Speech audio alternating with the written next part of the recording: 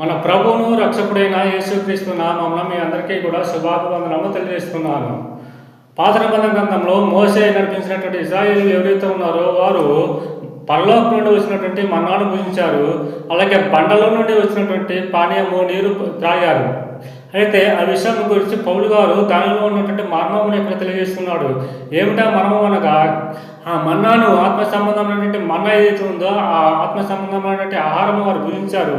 అలాగే ఆత్మ సంబంధమైనటువంటి బండలో నుండి వచ్చినటువంటి అపవిత్రము కానిటువంటి నీరును వారు త్రాగారు. ఇది ఆత్మ సంబంధమైనటువంటి పానీయము అంటున్నాడు. కాబట్టి ఈ యొక్క ఆత్మ సంబంధమైన ఆహారము, ఆత్మ సంబంధమైనటువంటి పానీయము తాగినట్టు ఇశ్రాయేలీయులు ఎవరైతే ఉన్నారో ఆ ఇశ్రాయేలీయుల గురించి ఇక్కడ చదివిస్తూ ఆ బండ, వారిని అమ్మనిస్తున్నటువంటి బండ ఏదైతే ఉందో ఆ బండను ఇక్కడ తెలియజేస్తున్నాడు. ఆ బండ క్రీస్తు అన్నాడు. కాబట్టి ఆనాటి ఇశ్రాయేలీయులు ఆ యొక్క మోషే నడిపించిన కాలం ఉన్నటువంటి వారు క్రైస్తవులే.